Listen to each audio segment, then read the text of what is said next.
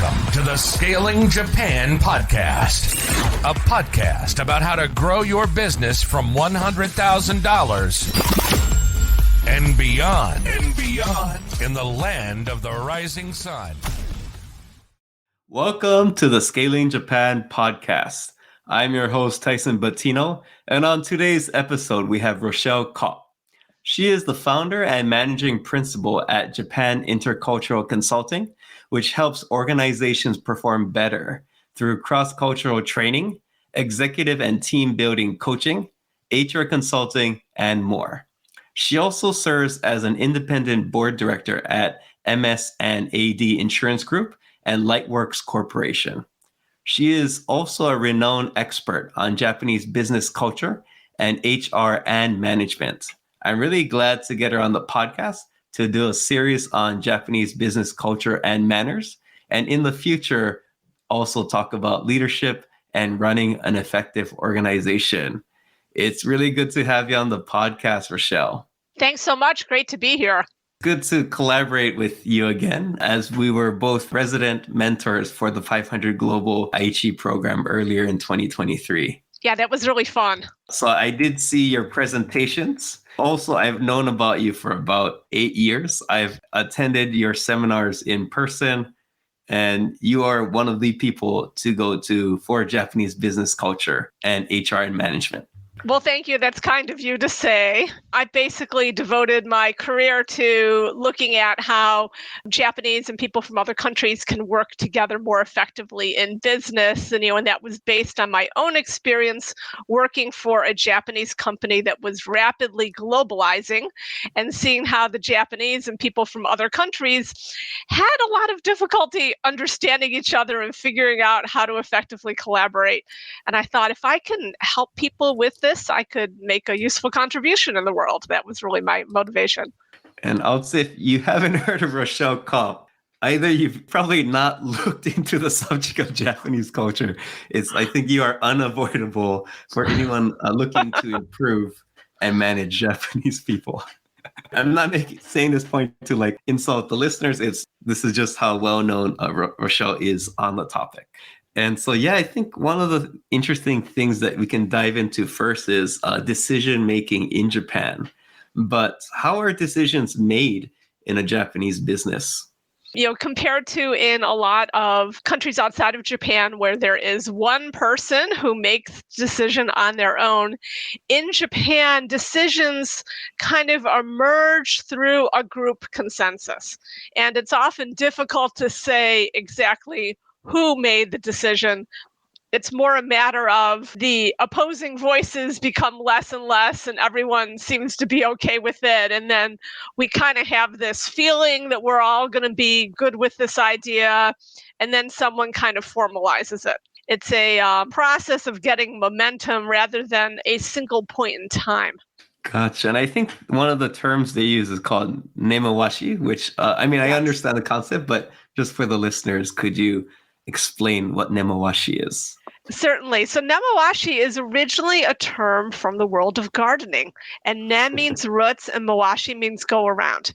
And Japanese gardeners, as you know, are very talented, and they discovered that if you take a tree and you dig it up and you immediately transplant it, that often the tree will go into shock and will die. And so that's not a recommended way to do things.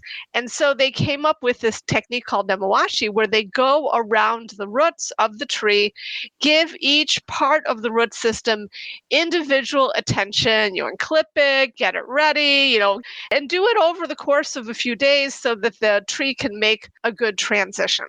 And they found that if they do this, then the tree is more likely to thrive.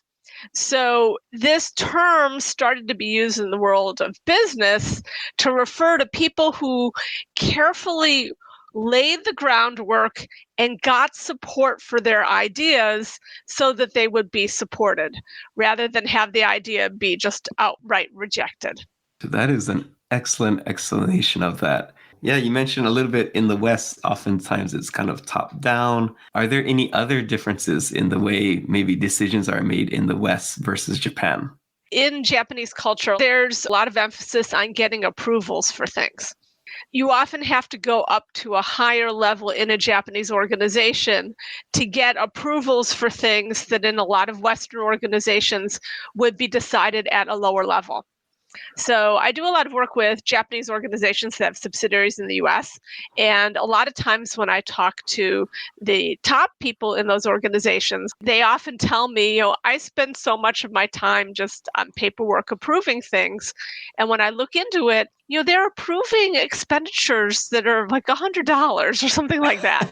And why is Oh my this God. going up to this Oh my high God. level of person? And there's just kind of this assumption that upper level people have to approve things. And I tell them, in the United States, a manager would have the ability to just approve anything that's within $10,000 or something like that. There's this thing in Japanese organizations of pushing things to higher levels. I need to do a little bit more research on this, but I do have the sense that in Japan, some of it is driven by the corporate law and what things are required to be decided by certain levels of management, or certain things have to go to the board. So I know as a board member, particularly for the smaller company I'm on, that sometimes we're approving like policy changes that you really didn't need my opinion on this, or I'm not sure if I'm really adding much on this. There's some, we're changing such and such, like really small policy, but you have to have that upper level of approval. So I think the idea of approving something is very big in Japanese culture. Gotcha. And I've had personal experience as the board member on my own company. And sometimes with some of the agenda items too, I thought this sounds like more like a Gemba. We could have got it Exactly. maybe Yeah. Like this should, the person who knows about this should make the decision, and no one else has to be bothered with it. Yeah, that would be my reaction to in a lot of these cases.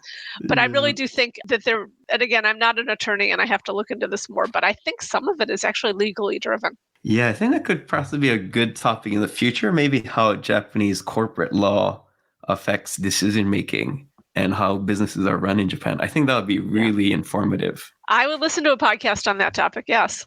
Cool. So I think now that we've kind of talked about how decisions are made in Japan and in the West, so I think the question on everyone's mind is, how do you really find the middle ground when you have both Japanese and, let's say, Westerners in an organization? I think the question is, well, what do you mean by middle ground? And we always want to be really careful of kind of expecting that Japanese are somehow going to become more like us or do things that are completely differently. And if you have a Japanese organization and this is how they make decisions, it's actually very difficult to change that. And rather than fighting against it, you might do better to work with it. I wouldn't always say, well, how do we change things? But, how do we work with them would make sense, right? On the other hand, for example, if you are a foreign organization that has an operation in Japan, then, it's not a originally Japanese organization, it's more of a hybrid organization. And that's a situation where you can look at things at like delegating more to managers and telling managers you can decide things within, this amount of money, et cetera. And I think there's a lot of Japanese who would really welcome that.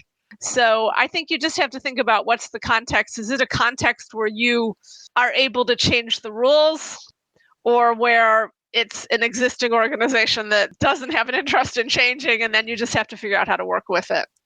I've been really surprised, maybe because I come from an HR background originally, but I'm surprised at how few organizations and companies have, what I mean by foreign companies in Japan, whereas part of the onboarding process, I'm surprised that they don't give a Japanese staff kind of like a chart that says, typically in a Japanese organization, this is how things are done, but this is how we would like things done. I'm surprised how often that's not done in Japan. Yeah, I've never seen anything quite like that done. I've never seen it explicit. And in fact, one problem that I've seen is in a lot of foreign organizations in Japan, they hire their management staff, their local managers, and they hire people who originally worked for Japanese companies. And so then those people bring their management style from their old company. And I've seen a lot of foreign firms where, there's never been an explicit communication about here's how we want people to manage in our environment, or here's the management style we want you to use, or here's what we do here. And so they don't have anything like that. And so the managers come over from the old-fashioned Japanese company, and they continue to manage in the same old-fashioned Japanese company way within the foreign firm. And then I've seen situations where there are younger Japanese who say, hey, I joined this foreign company because I wanted something different than the traditional Japanese firm style. And now I'm working for this manager and he's managing just like we're in a traditional Japanese firm. What was the point of me even coming here? So you have increased expectations that your younger Japanese staff will have. So I feel like Japanese operations of foreign firms, you need to really think a lot about, well, what is the culture that we want? Because if you don't intentionally create a culture and train managers into the way that you want them to be managing, they're just going to fall back onto what they did before. And that might not be what you're wanting. We have all this high expectations of you coming in, running the ground, coming in fast, communicating us with headquarters, but we don't provide you any guidance on how to actually do that. So sorry, I just find that funny. Yeah, no, I think that's true. No, I think there's a lot of unstated expectations that the parent company has. And then they get annoyed when people don't meet those expectations. Well, if you didn't make them clear, I think part of the reason is that I think a lot of those expectations that the parent company has, they just think, well, this is natural and this is how everyone does things. And they don't realize that their Japanese team members are coming from a completely different environment that has such different norms. I think like these things are like in a corporate with how much money they have, they would have figured it out. But I was so surprised. Like I couldn't believe it. But sorry, do you have hitting close to home? Or it's more like I would just see these organizations reach for help. I'm like, but you guys have like $1 billion. Like we figured this out, and like we're like 100 times smaller. So it's just funny. Right. Yeah. So I think we do have some country managers listening to this who they have predominantly Japanese staff. But do you have any tips for maybe a Western manager or a foreign manager trying to train Japanese staff to make a decision? So I think you gave one example of empowering them to make more decisions. Yeah, I think that's really important. I think that people need to know that it's okay, that you can decide this on your own, that you don't have to check with me on something like this. I think they need to be given that explicit, okay, or sort of what is your realm where you can decide on your own and you don't have to bother me. And it just has to be really clear. Cool. And do you have any other tips for foreign managers? It's very important to realize that Japanese will not always speak up about things that are on their mind. So a lot of times as a consultant, I'm working with a client and I talk to the Japanese team members and they share a lot of concerns. And then I will then share those with the non-Japanese management. And they're like, why didn't I hear about any of this from them? Why can't they just tell me this? And in Japanese culture, it is not easy to share anything negative, particularly with someone more senior like your boss. And so that means that negative information or concerns don't bubble up. And that's different. For example, I'm from the United States. In the United States, if people are unhappy, they tell you about it. And that doesn't happen in Japan. If people are unhappy, they don't say anything. They might behave passively aggressively, or they might just kind of tune out and be disengaged. That's sort of like disengaged on the job. What is it? A quiet quitting, they call it, right? Or they could actually just quit and just be gone. And you're like, wait, we really liked you. Why are you leaving? And then they had all these concerns you never heard about. So I feel like, if you're used to from US and perhaps other countries where people tell you what's on their minds, you have to really recalibrate in the Japanese environment that doesn't happen naturally or automatically. And if you really want to get feedback from people, you have to put a lot of time and effort into creating that relationship and rapport where they feel comfortable sharing those things. One of the common challenges I see with my consulting clients is not having any staff internally who can drive marketing strategy and execution to the next level. This really limits the growth trajectory of a company, especially for a leader like you that wants to go from 30 million to 500 million yen a year and does not have the time to spend years learning through trial and error. To solve this problem, I'm launching a marketing agency that can help companies like yours to increase leads and closing rates through SEO, Google Maps, content marketing, and websites that convert. Head over to scalingyourcompany.com and book a free consultation. Let's talk about what your business needs are, where your current strategy is letting you down, and how we can help you see real results with the methods I've successfully implemented at multiple companies myself. Now, back to the episode. Could you talk more about, yes, I think one is the rapport. Could you give any other kind of tips on getting them to share more information with you, or maybe example where you've helped someone or coached someone Japanese?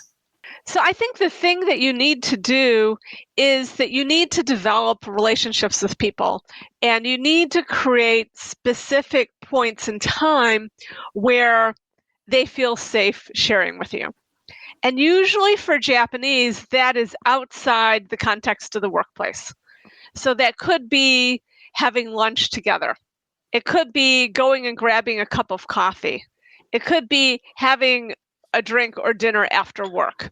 That typically for Japanese, those situations are ones where they will relax and they feel that they have permission to say what's on their minds more than they would when you were in the office.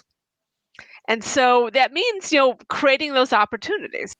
I tend to like lunch as an opportunity because particular for employees who have children that, they don't always want to do evening drinkings. Japanese are famous for, well, let's go out for dinner, but recently that's not as popular with people. Particularly after the pandemic, they realized, hey, I kind of like being at home and it's kind of nice eating dinner with my family. And so there's dropping popularity in evening business, interactions. So I recommend to people grab lunch. Take your Japanese colleague or your team member out to lunch. And, it's a treat and it gets away from the office and you have more chance to kind of talk and share. And I can give a personal example. This has been my experience with my co-founder and CEO of OneCoin English. And he's a pretty successful and actually is kind of well-known entrepreneur, Japanese entrepreneur in Japan. But I noticed that he would take the founding team and and the other board members, he would go out to lunch with us at least once a month.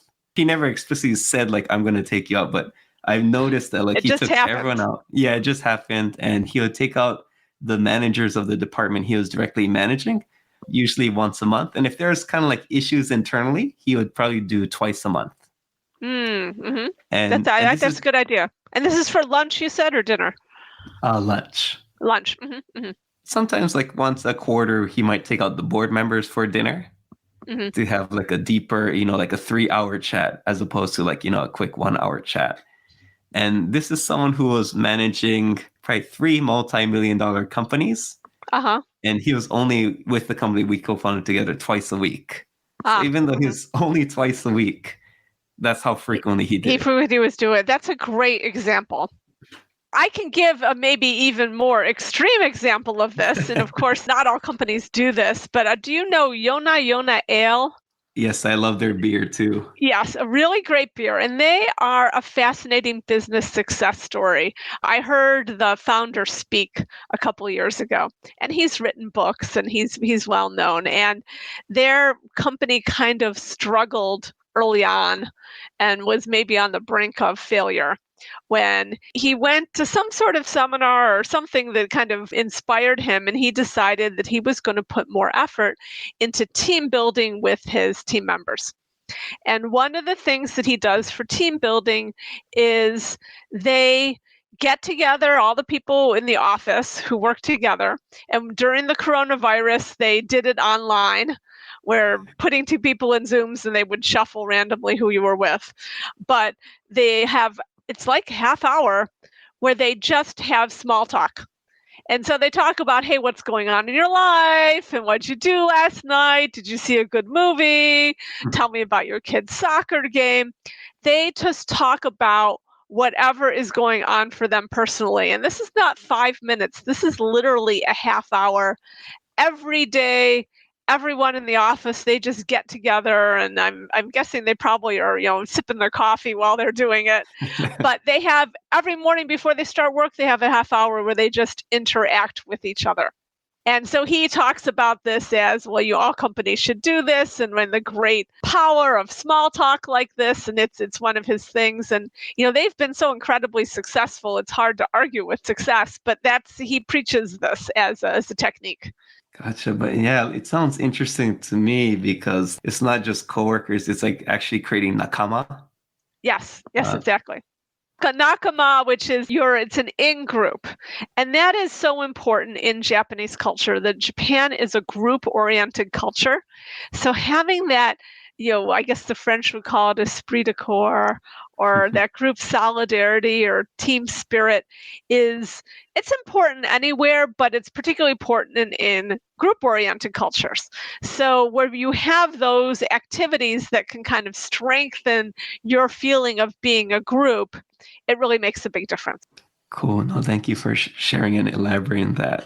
Before you touched a bit, with decision making, that it's hard for Japanese staff to bring up things to people in power. And I think this kind of related. Yeah, I'd like you to talk a little bit more, maybe like why Japanese workers are so risk adverse. This is one of the things I think, again, that is difficult for people from other cultures, particularly, my culture of the United States.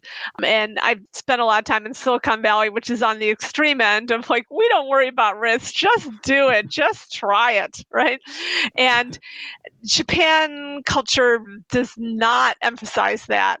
And really, everything that people learn from the time they're children is be careful, watch out, don't mess up. All the eyes of the world are upon you. And so people will become deathly afraid of making a mistake, that it's going to lead to huge negative consequences for them or the company. And so doing anything that's different from what's expected, like complaining, can be viewed negatively. And so people tend to avoid it. I think also, it's changing in Japan, but traditionally, people have had one chance to succeed in their career. They join a company and there's not a lot of chance to move around to a different company. And they are afraid that, like, hey, if I do something and the boss doesn't like me, I'll never get promoted again. And so they're very hesitant to do anything outside the norm that might attract criticism. So like, let's say, for example, there was a person, so they're very likely to be probably the person who had not the most wins or biggest wins, but probably who made the least amount of mistakes or public Exactly. Mistakes. Yeah, because, again, I think the incentives are different. So if you look at, again, I'll just use US as a reference point. US organization, you do something great, you're promoted, you get the big bonus, you're really, you move up quickly. You make a mistake, well, you go someplace else and you try again. Or you're forgiven and like, oh, well, that was a good try and we learned from it. And it's maybe not as big a deal. In Japan, even if you create the giant hit or you do this great thing, you're not going to move up more quickly than other people your age or similar level of tenure, or maybe a little bit more quickly, but not that much. It's not going to be like leaps and bounds. And your compensation is not as tied to performance as it would be in other places. So you might get a little bit more money, but not that much. So the upside is not that big. However, if you do something and you screw up, that could just, give you a black mark against your name forever, and you're not going to be going forward.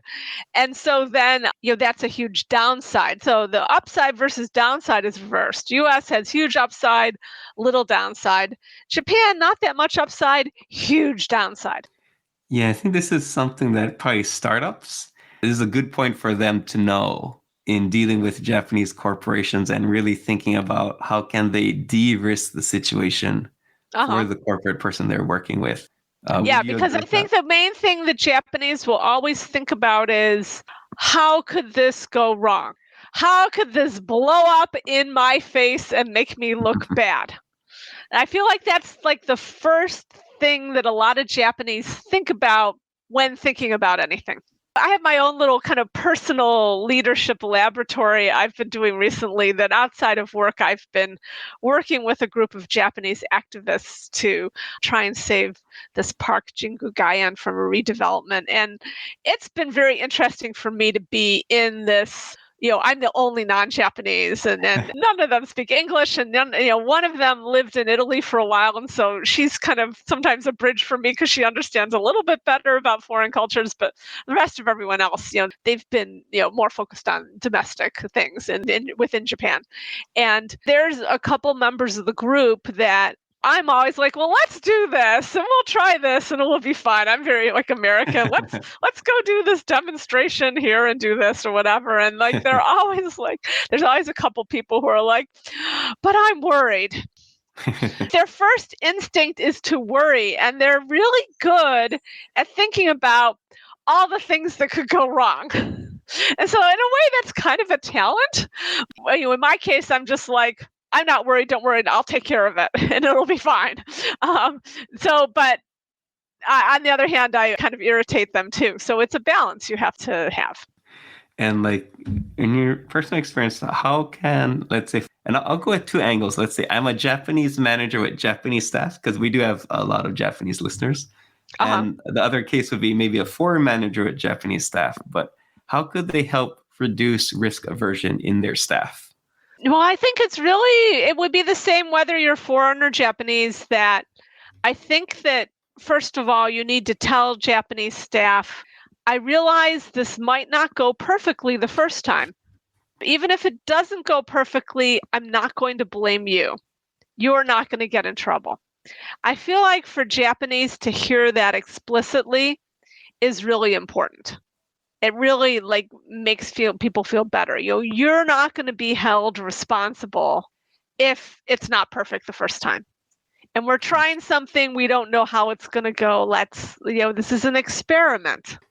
So I feel like that's really the key thing. And then when things do go wrong, to be really walking the talk and don't get angry, don't blame people, and instead have the attitude of, okay, this didn't go how we wanted it to. What can we learn from this? And how can we make sure that things go better the next time? And so that type of attitude will make people feel more comfortable trying something new. I need to test this out more, but one thing I'm starting to do with some of my Japanese clients is getting them to do the PDCA, like plan, do, check, act cycle, where error is already built into the planning. Mm-hmm. Yeah, that it's not going to be perfect the first time and you anticipate that. I like that. The thing about PDCA is it's really not that different from lean startup or agile. It's really the same thing. The only thing that's different is the Japanese style is to have the much bigger P.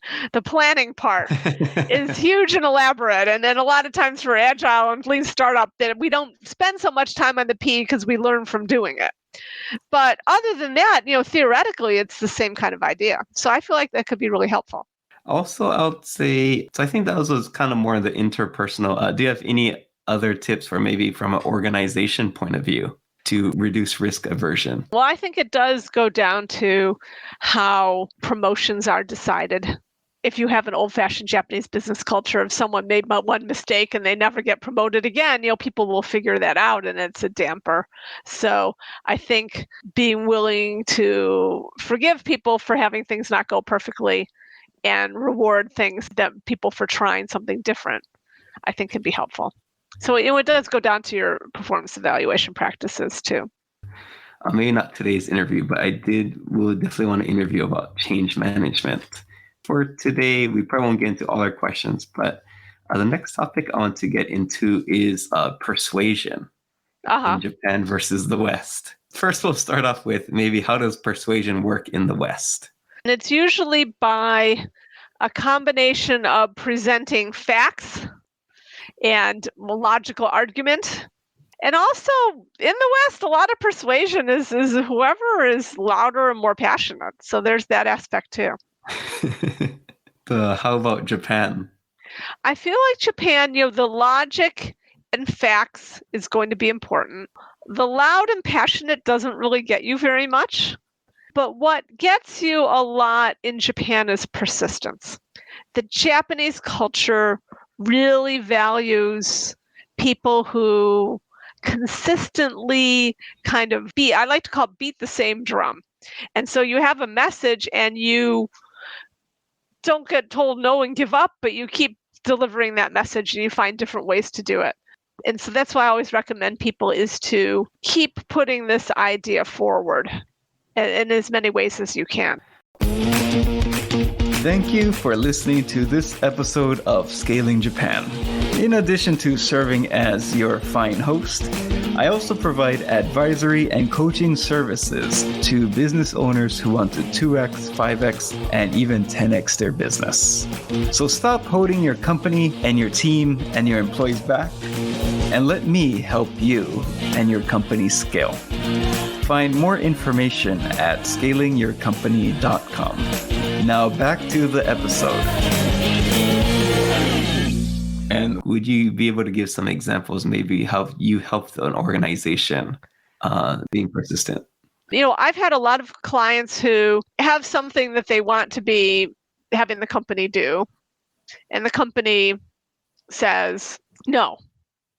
And they bring it up whenever they can. And I have examples that people have told me of. They've been able to convince a Japanese company to do something, but it's taken a long time because they just wouldn't give up talking about it. And so I talked recently with someone in a Japanese company, and he wanted them to approve a certain learning program for them to use. I forget if it was LinkedIn Learning or something like that. There was a reason why it was going to be useful for their particular work. And it was sort of a new idea to the Japanese company, and it took them a while to kind of talk about it. But after 6 months, they were able to get approval. So they didn't give up about it.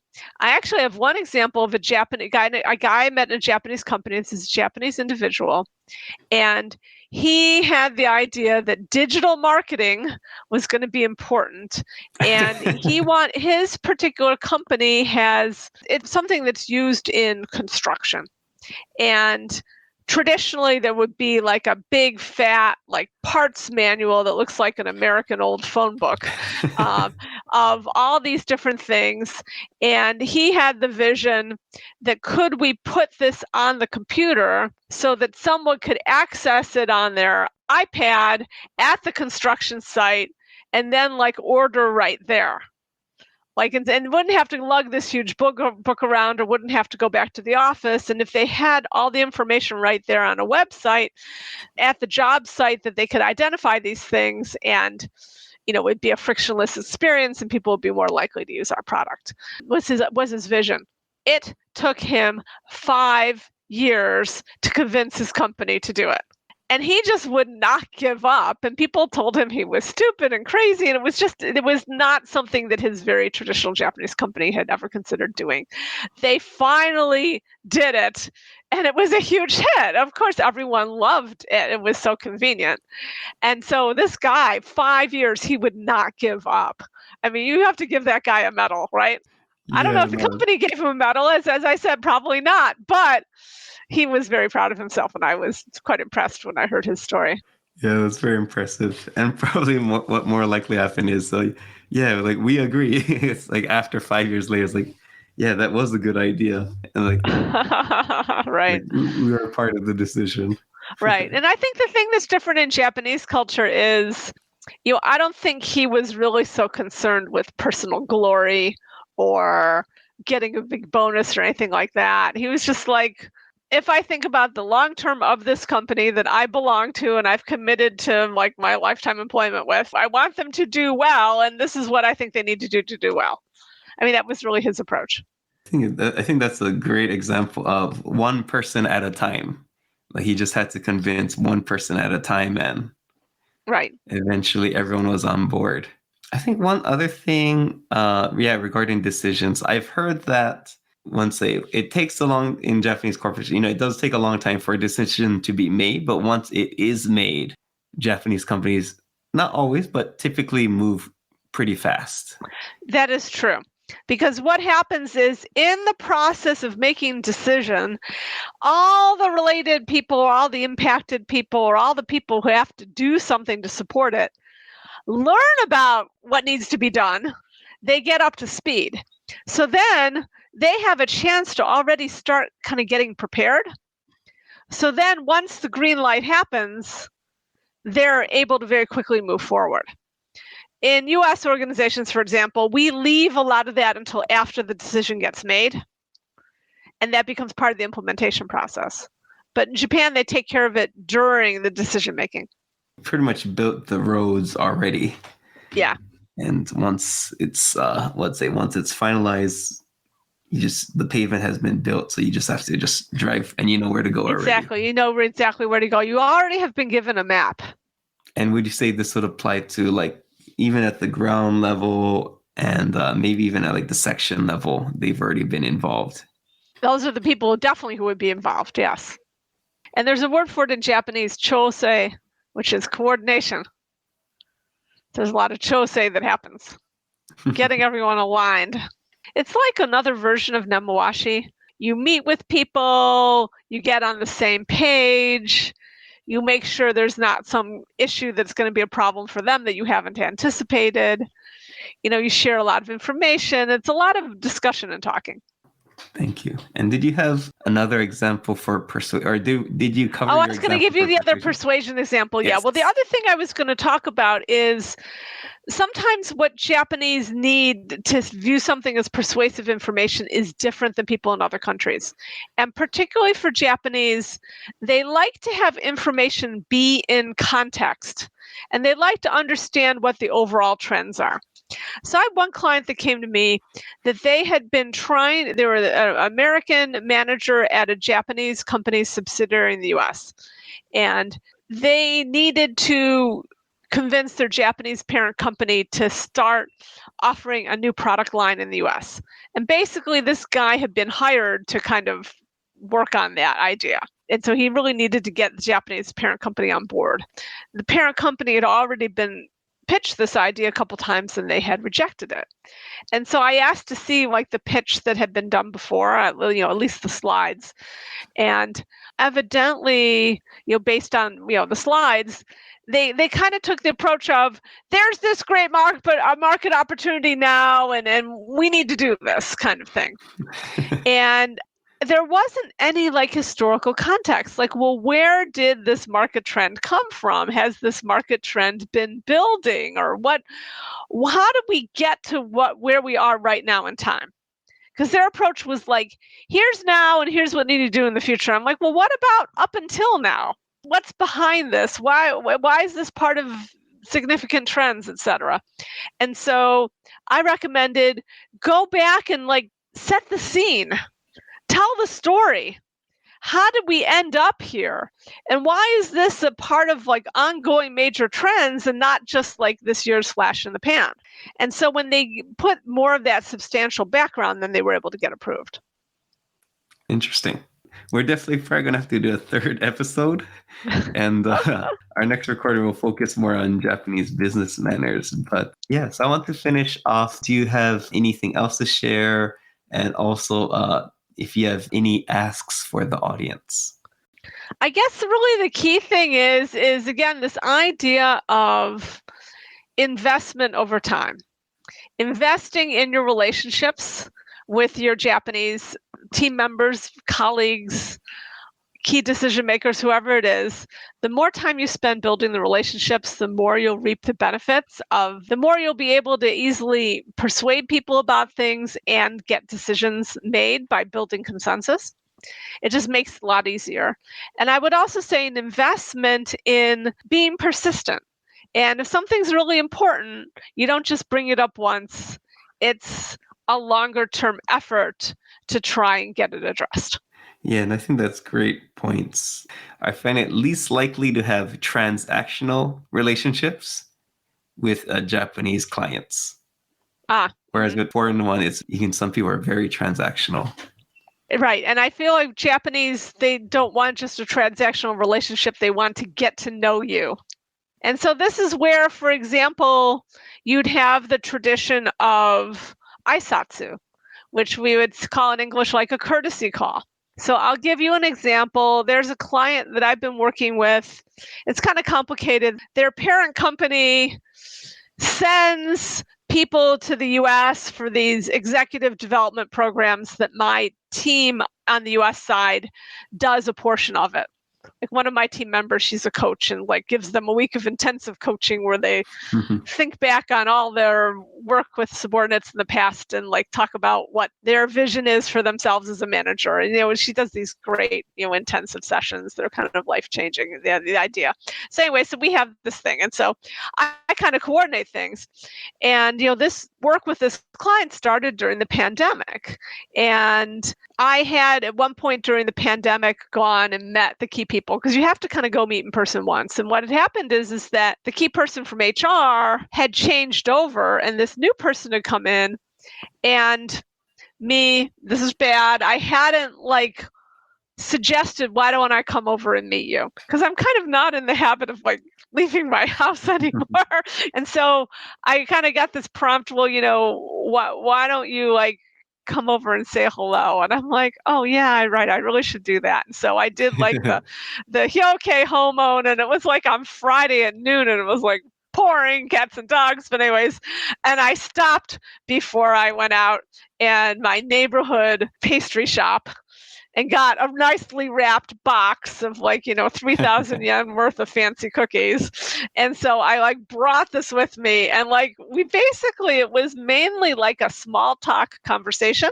Oh, it's nice to finally see you in person. And then it turned out that that person actually is going to do something else now. And there's a new guy who's going to be handling the details. So I got to meet him.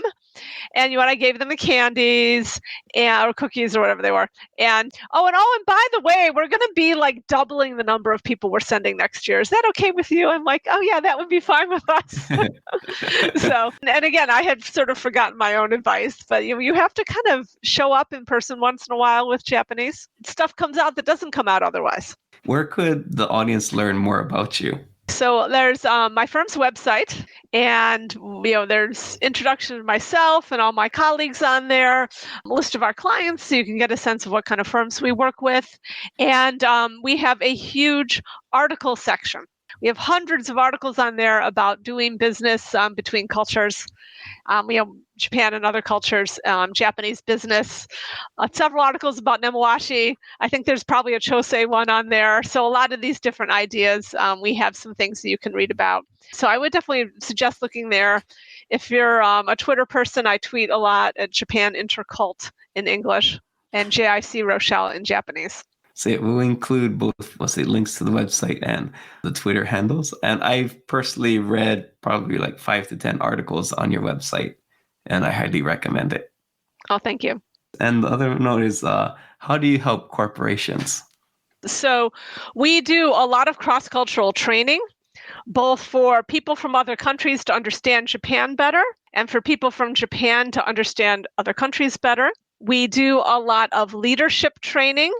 We do a lot of DEI-related work. I recently developed an unconscious bias seminar specifically for Japanese participants.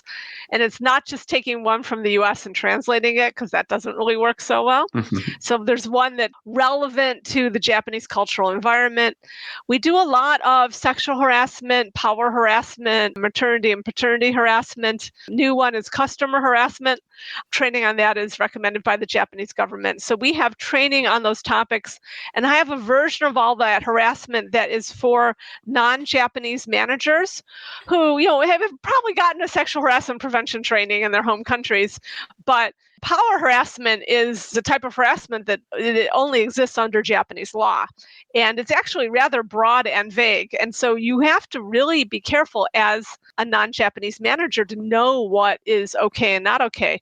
There are a couple non-Japanese organizations that have had problems with this and have been sued by employees and lost recently. So I have a seminar on that. So we do a lot of training. I do a lot of leadership skills training for Japanese to give them a different model from that old-fashioned, old school model, one that works maybe better in a global environment and with global team members, as well as younger Japanese don't want to put up with the old-fashioned style either. We do a lot of team buildings for mixed groups of Japanese and non-Japanese. And also, we do a lot of executive coaching.